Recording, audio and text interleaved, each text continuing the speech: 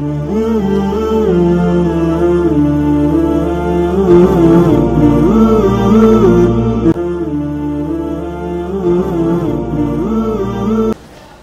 للہ وکفى وسلام علی عباده الذین اصطفى اما بعد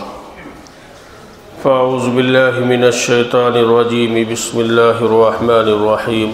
والسابقون الاولون صدق اللہ العظیم۔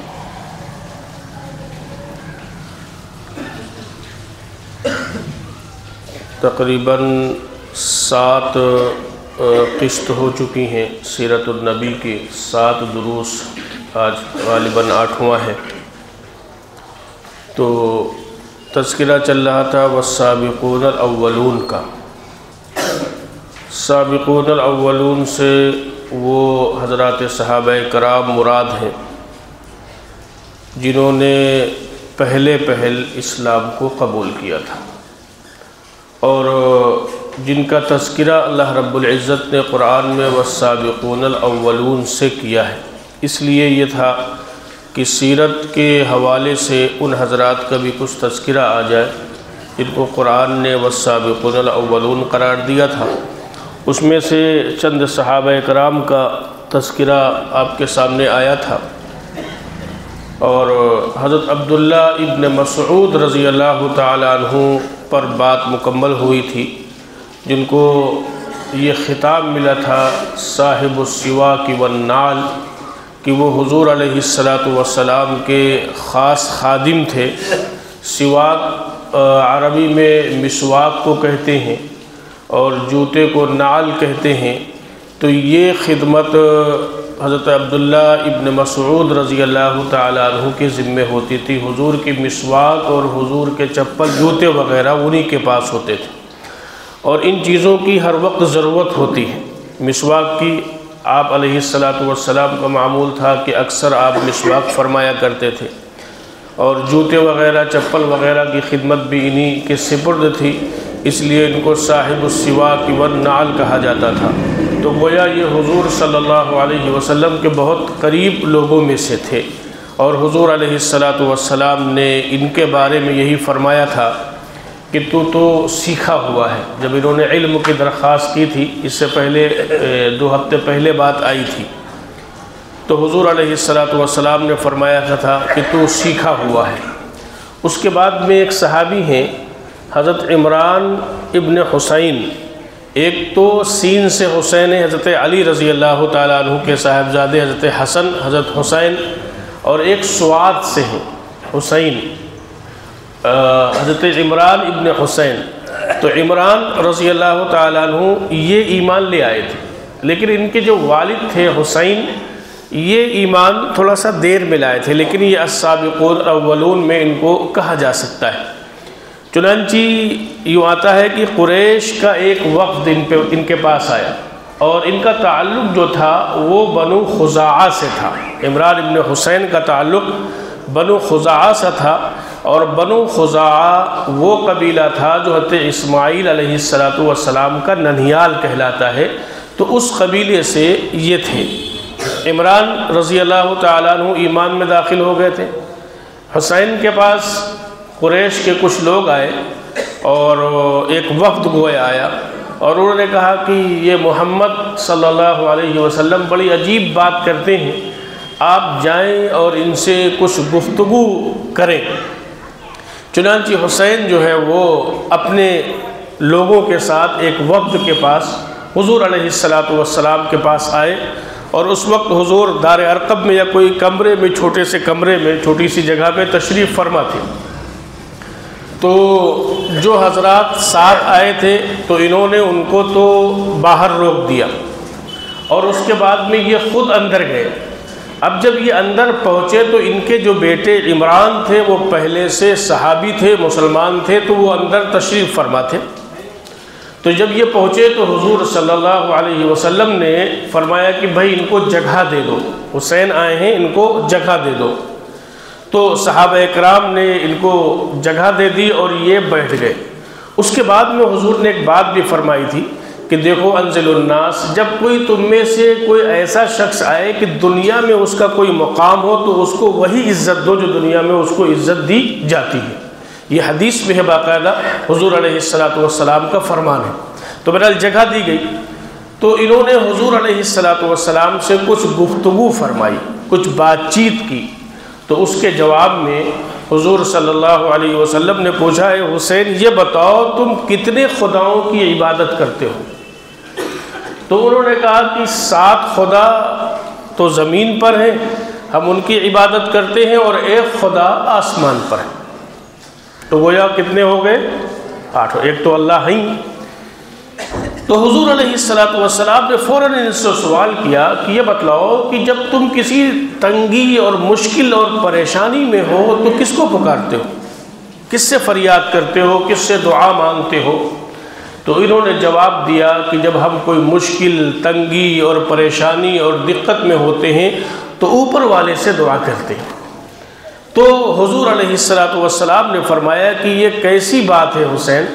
کہ تم پریشانی کے وقت تو پکارتے اس کو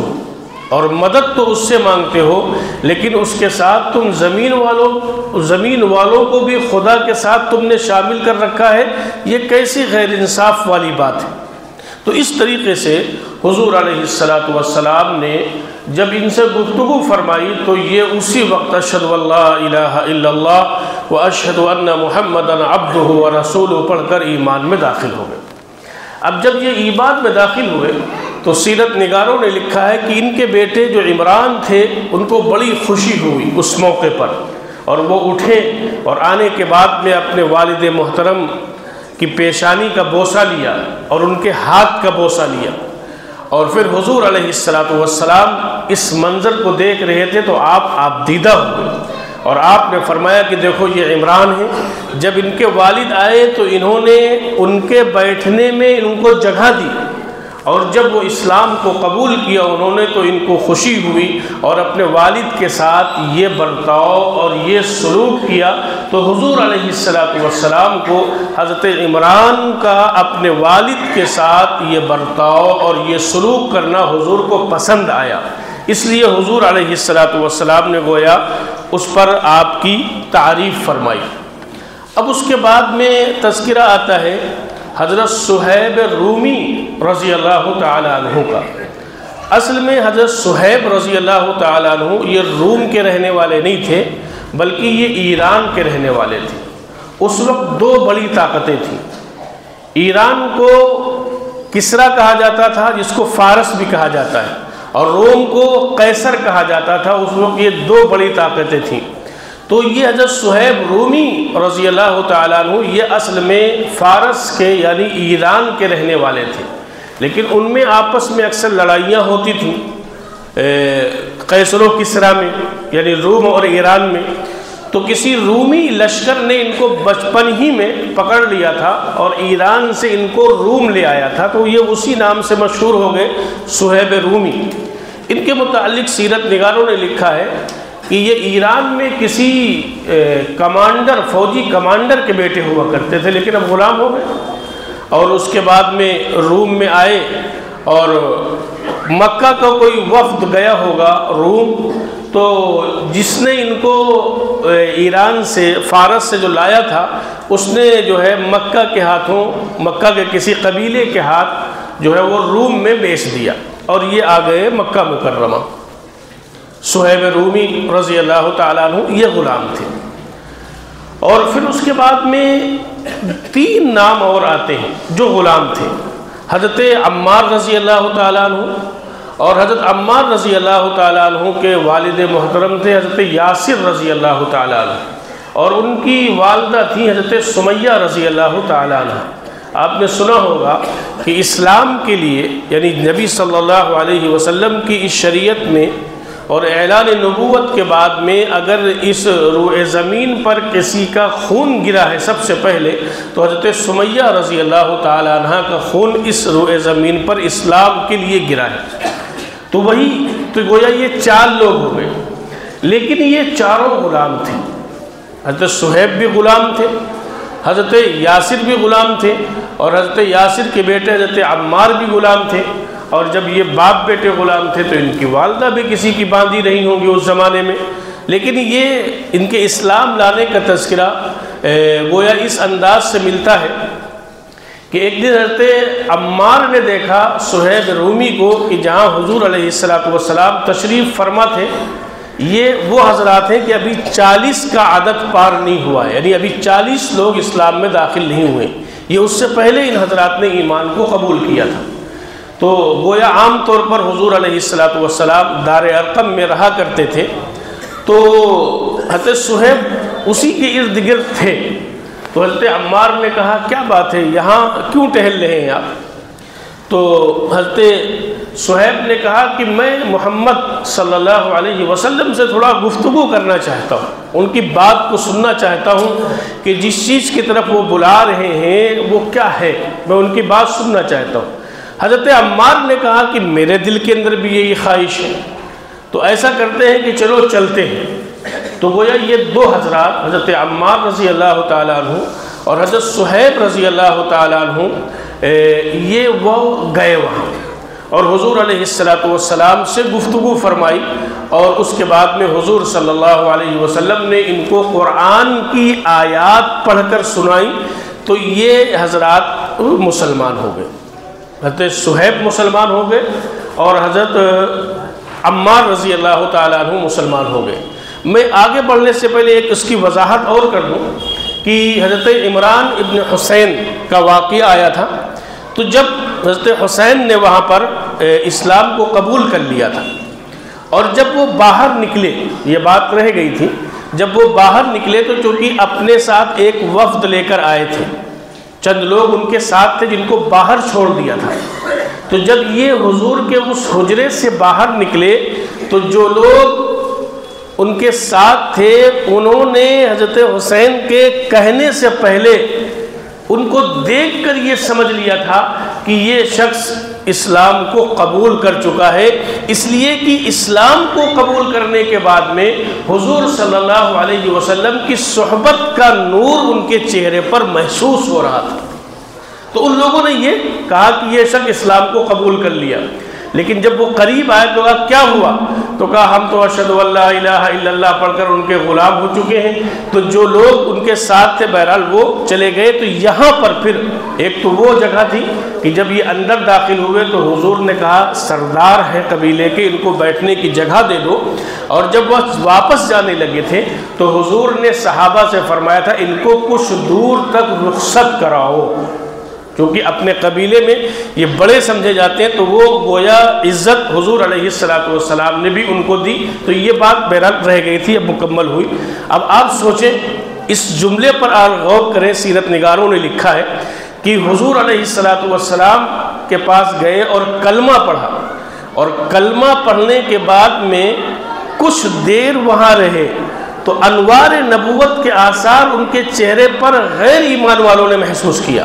یہ حضور علیہ السلام کی صحبت کا اثر تھا اور حضور صلی اللہ علیہ وسلم کی صحبت کی برکت تھی۔ اب جب یہ حضرات مسلمان ہو گئے، یہاں پر پھر آئی حضرت صہیب اور حضرت عمار رضی اللہ تعالی عنہما۔ حضرت عمار اپنے گھر آئے تو گویا ان تمام معاملات میں صبح سے شام ہو گئی، تو ان کی والدہ نے پوچھا کہ عمار آج تم دن بھر کہاں رہے؟ تو انہوں نے اپنا پورا واقعہ بتلایا کہ ہم حضور علیہ السلام کے پاس گئے تھے اور ان کی مجلس میں گئے تھے، اور حضور نے ہم کو کچھ آیتیں بتلائیں اور سنائیں تو ہم مسلمان ہو گئے تھے۔ تو جب ان کی والدہ اور ان کے والد حضرت یاسر نے سنا، وہ آیتیں جو حضور نے حضرت عمار کو سنائی تھی وہی آیتیں حضرت عمار نے اپنی والدہ کو سنائی، تو وہ بھی اسی وقت مسلمان ہو گئے، یعنی والدہ بھی مسلمان ہو گئے اور حضرت یاسر بھی مسلمان ہو گئے۔ اب جب ان کے اسلام کا لوگوں پر ان کا اسلام جب لوگوں پر ظاہر ہوا تو پھر ان کے ساتھ بڑا ظلم ہوا، اور وہ ظلم اس لیے ہوا کہ میں نے پہلے عرض کیا تھا کہ یہ غلام تھے، ورنہ ان کے بعد حضرت عمر ابن خطاب بھی ایمان لائے تھے، حضرت حمزہ بھی ایمان لائے تھے، کسی کی جرأت نہیں تھی کہ ان کو تکلیفیں پہنچا سکے، لیکن چونکہ یہ غلام تھے اس وجہ سے ان پر سختیوں کا دور شروع ہوا ہے۔ حضرت عمار کے بارے میں اور حضرت یاسر کے بارے میں اور حضرت سمیہ رضی اللہ تعالی عنہم، ان حضرات کے بارے میں سیرت نگاروں نے لکھا ہے کہ جب یہ کلمہ پڑھ کر مسلمان ہو گئے اور حضور صلی اللہ علیہ وسلم کے غلام بن گئے تو ان کے یہ جن کے غلام تھے تو وہ ایسی اذیتیں دیتا تھا کہ گڑھا کھدواتا تھا، اور گڑھا کھدوانے کے بعد میں ان حضرات کو اس گڑھے کے اندر رکھتا تھا، اور یہ جو ہاتھ ہوتے تھے ان ہاتھ کو یوں سیدھا کرتا تھا اور اوپر سے مٹی ڈلوا دیتا تھا، گویا یہاں تک مٹی ہوتی تھی، اور اس کے بعد میں آپ تصور کریں کہ پھر ان حضرات کے چہرے پر کوڑے مارے جاتے تھے، اور یہ ہاتھ اس لیے کر دیتے تھے تاکہ ہاتھ سے یہ روک نہ سکیں اس سوار کو۔ اب آپ تصور فرمائیں کتنی قربانیاں دی ہوں گی، کتنی تکلیفیں اٹھائی ہوں گی۔ چنانچہ ہمیں الفاظ ملتے ہیں حضور علیہ السلام کے روایتوں کے اندر، اور وہ بڑا جو ہے شروعات کا دور تھا، گویا یوں کہا جائے بڑا مخالفت کا دور تھا، اور مکہ والوں کو بڑا زور تھا، لیکن جب ان حضرات کو حضور صلی اللہ علیہ وسلم اس صورتحال میں دیکھتے تھے تو آپ فرماتے تھے اصبروا یا اہل یاسر، اے یاسر کے گھر والوں، اے یاسر کے خاندان والوں، صبر کرو۔ حضور علیہ السلام کو یہ معلوم تھا کہ ہم اس پوزیشن میں نہیں ہیں کہ ابھی ہم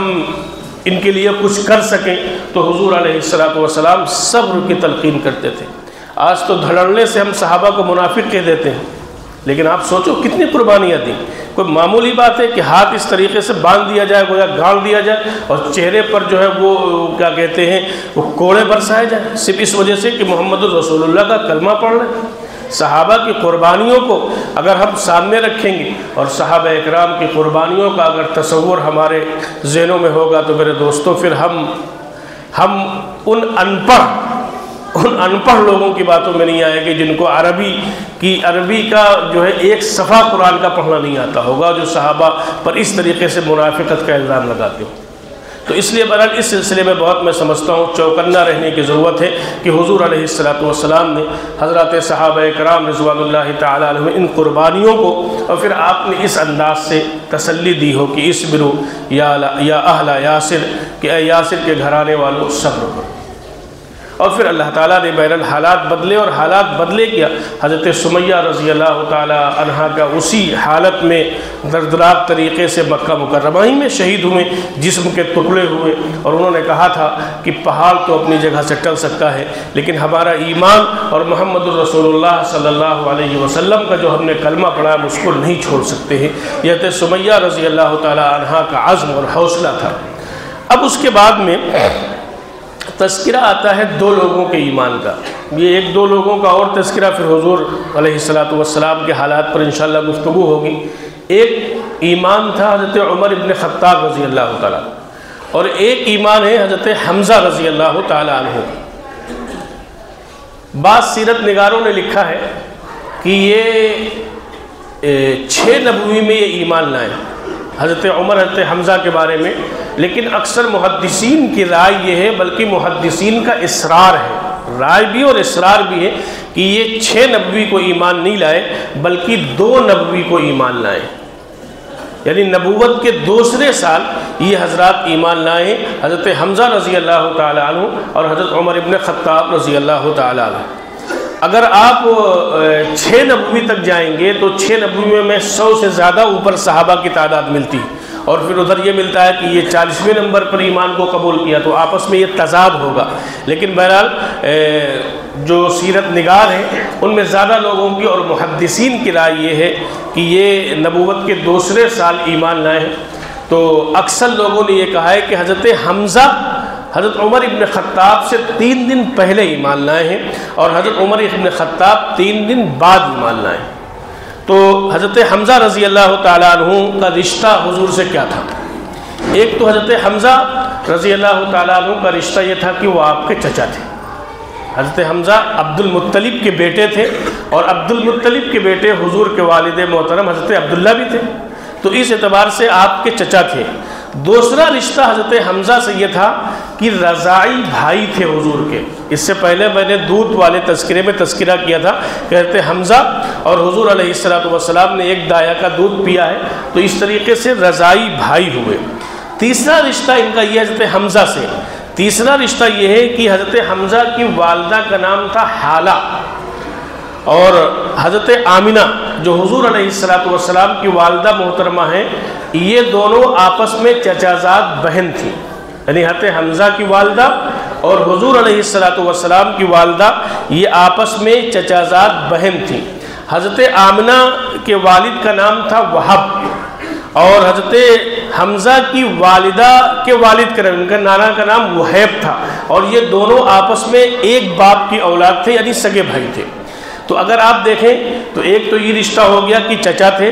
دوسرا رشتہ یہ ہوا کہ رضائی بھائی تھے، اور تیسرا رشتہ یہ ہوا کہ یہ خالہ زاد بھائی تھے، یعنی ان کی ماں چچا زاد بہن ہوئی تو یہ خالہ ہوئی نا۔ تو اس طریقے سے یہ بھی رشتہ حضرت حمزہ رضی اللہ تعالیٰ عنہ کا حضور صلی اللہ علیہ وسلم سے تھا، اور عمر میں بھی بہت زیادہ فرق نہیں تھا۔ بعض لوگوں نے 1.5-2 سال لکھا ہے کہ یہ فرق تھا حضرت حمزہ اور حضور کی عمر میں۔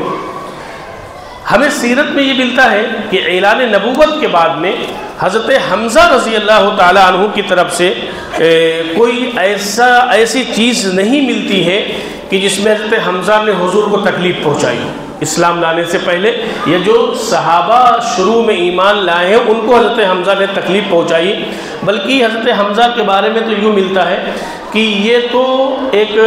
شکاری آدمی تھے، اکثر شکار پر رہا کرتے تھے۔ ایک جملہ اگر کہا جائے ان کے بارے میں کہ منموجی آدمی تھے، اپنے کام سے کام رکھتے تھے، زیادہ کسی سے تعلق نہیں رکھتے تھے۔ ایک مرتبہ یہ شکار سے واپس ہوئے تو اس سے پہلے کا واقعہ ہے، عبداللہ ابن جدعان، یہ مکہ کا ایک بڑا آدمی تھا، تو اس کے گھر کے پاس حضور علیہ السلام کا آمنا سامنا ہو گیا تھا ابو جہل سے۔ یہ کوہ صفا کے قریب اس کا گھر تھا عبداللہ ابن جدعان کا۔ تو اس وقت ابو جہل نے حضور علیہ السلام کو بہت سخت باتیں کہیں، بلکہ بعض سیرت نگاروں نے لکھا ہے کہ گالیاں دی، اور بعض لوگوں نے لکھا ہے کچھ پتھر مارے، لیکن حضور صلی اللہ علیہ وسلم مجسمے صبر بنے کھڑے رہے، کچھ بالکل خاموش۔ عبداللہ ابن جدعان کی لونڈی اس منظر کو دیکھ رہی تھی، تو اس کو بھی بہت تکلیف ہوئی، لیکن وہ لونڈی تھی، کر کیا سکتی تھی۔ بہرحال حضور خاموش رہے، اس کو جو کچھ کہنا تھا، جو تکلیف پہنچانی تھی وہ تکلیف اس نے پہنچائی، اور اس کے بعد میں وہ چلا گیا۔ کچھ دیر کے بعد میں حضرت حمزہ گزرے ادھر سے، جو تیر کمان ساتھ میں تھا، کہیں شکار سے آ رہے تھے یا شکار سے جا رہے تھے، تو وہ لونڈی گھر سے نکلی، حضرت حمزہ کے جو ہے سواری کے پاس آ کے اور اس کا وہ پکڑ لیا اور کہا تم گھومتے پھر رہے ہو اور تمہارے بھتیجے کے ساتھ ابو جہل نے یہ کیا ہے۔ اور انہوں نے کچھ باتیں، ان کی لونڈی نے، عبداللہ ابن جدعان کی باندی نے کچھ باتیں بتلائیں اور کہا کچھ باتیں ایسی اس نے کہی ہے کہ میں تم سے نہیں کہہ سکتی، اپنی زبان پر نہیں لا سکتی۔ حضرت حمزہ رضی اللہ تعالیٰ عنہ الغرض تھے، لیکن بہرحال جب یہ بات سنی تو کہا یہ بتلاؤ ابو جہل گیا کہاں؟ تو کہا وہ اس طرف گیا ہے اور لگتا ہے حرم میں گیا ہے۔ تو حضرت حمزہ رضی اللہ تعالیٰ عنہ سیدھے حرم پہنچے، اور اس زمانے میں عام طور دارالندوہ بھی حرم ہی میں ہوتا تھا، حرم کا حصہ، تو وہیں بیٹھتے تھے۔ حضرت حمزہ پہنچے اور جانے کے بعد میں جو ان کے پاس کمان ہوتی تھی جس میں وہ لکڑی ہوتی تھی، اس سے ابو جہل کو مارا تو اس کا سر کھل گیا اور سر پھٹ گیا، اور اس کے بعد میں کہا کہ تم نے ہمارے بھتیجے کے ساتھ یہ سلوک کیا، کیا تم نے اس کو لاوارث سمجھ رکھا کیونکہ اس کو کوئی اس کا ہے ہی نہیں۔ پھر جو اس کے قبیلے کے لوگ تھے، ابو جہل کے مخزوم قبیلے کے لوگ تھے، یہ لوگ کھڑے ہو گئے کہ تم حمزہ کے مقابلے کے لیے کھڑے ہو گئے۔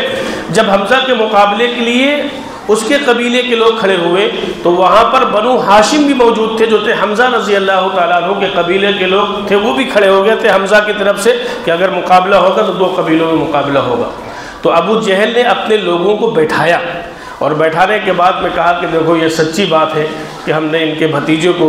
برا بھلا کہا ہے اور انہوں نے اپنا بدلہ لے لیا ہے، اور اسی بات میں حضرت حمزہ نے کہا کہ میں نے ان کا کلمہ پڑھ لیا ہے، میں نے ان کا کلمہ پڑھ لیا ہے۔ اب ابو جہل کو بڑی فکر ہوئی، وہ اپنی چوٹ کو تو بھول گیا، خون نکل رہا ہے لیکن وہ اس کو بھول گیا کہ اگر حمزہ ایمان میں داخل ہو گئے تو بڑا مشکل ہو جائے گا۔ تو اس نے کہا کہ ابو جہل نے کہا کہ یہ بتلاؤ کہ ہم کو صرف چڑھانے کے لیے کہہ رہے ہو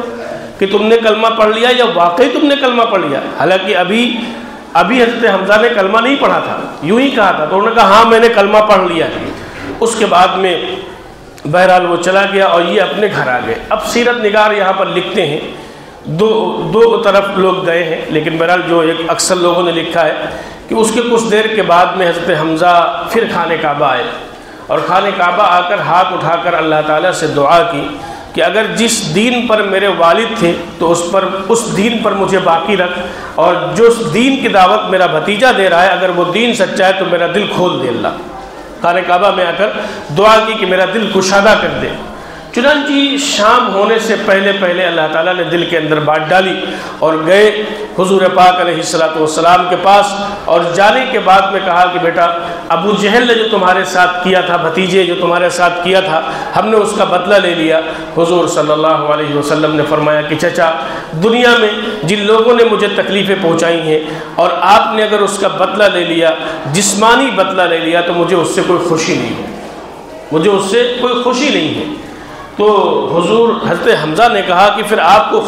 خوشی کس سے ہوگی؟ تو حضور علیہ السلام نے فرمایا کہ اگر تم کلمہ پڑھ لو گے اور کلمہ پڑھ کر ایمان میں داخل ہو جاؤ گے تو مجھے زیادہ خوشی ہوگی۔ چنانچہ اسی وقت حضرت حمزہ رضی اللہ تعالیٰ عنہ نے لا الہ الا اللہ محمد الرسول اللہ اشہد ان لا الہ الا اللہ و اشہد ان محمد الرسول اللہ کا پڑھ کر ایمان میں داخل ہو گئے۔ تو یہ جس کو قرآن نے کہا ہے والسابقون الاولون، کہ جنہوں نے اپنے ایمان میں سبقت کی تھی اور ایمان میں پہلے داخل ہوئے تھے اور ایمان کو پہلے قبول کیا تھا، یہ وہ حضرات صحابہ اکرام رضوان اللہ تعالی عنہم اجمعین ہیں جن کو قرآن کی اصطلاح میں والسابقون الاولون کہا جاتا ہے۔ اب انشاءاللہ اگلے جمعے کو